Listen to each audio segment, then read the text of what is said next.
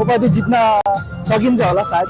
हामीले पाकिस्तानी प्लेयरहरूलाई साथ सपोर्ट गर्न सक्यो भने सायद जित्न सकिन्छ कि। हेर्न आउने दर्शकलाई केही भन्न चाहनुहुन्छ?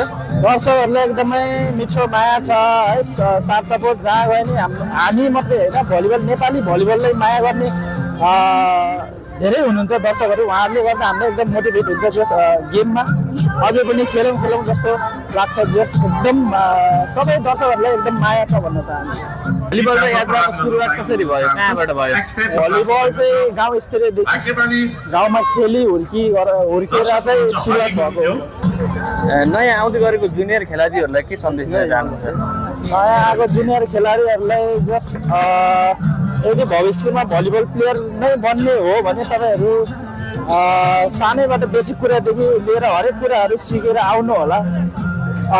हामी पछिको पुस्तालाई अलिकति भविष्य छ कि भलिबलमा सायद खेलकुदमा स्पोर्ट लाइनमा चाहिँ जस साथ सपोर्ट गर्नुभयो भने जस अझै भलिबलदेखि लिएर हरेक खेलमा चाहिँ जस अलिकति सहज हुन्छ आर्थिक रूपमा चाहिँ। गण्डकी प्रदेशदेखि खेलिरहेको छु, 5 वर्षदेखि अब गण्डकीमा खेलिरहेको छु। जस लोकल टुर्नामेन्टहरूले गर्दा एकदम धानिरहेको छु। जस भलिबल प्रति एकदमै माया छ, हजुरहरूको साथ सपोर्ट नै छ। टुर्नामेन्टहरू भएको भइ छ जस हरेक ठाउँमा भलिबल गेमहरू राख्नु भएको छ। जस भलिबल प्लेयरको लागि एकदम राम्रो पक्ष हो।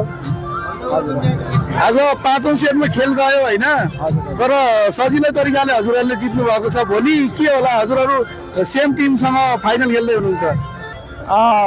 खै अब अहिले न्युज आएपछि थाहा होला। अब फाइनल पुगेपछि पक्कै आयोजकले माइकिङ गरिसकेको सबैजनालाई जित्ने रहर हुन्छ। हजुर जित्नकै लागि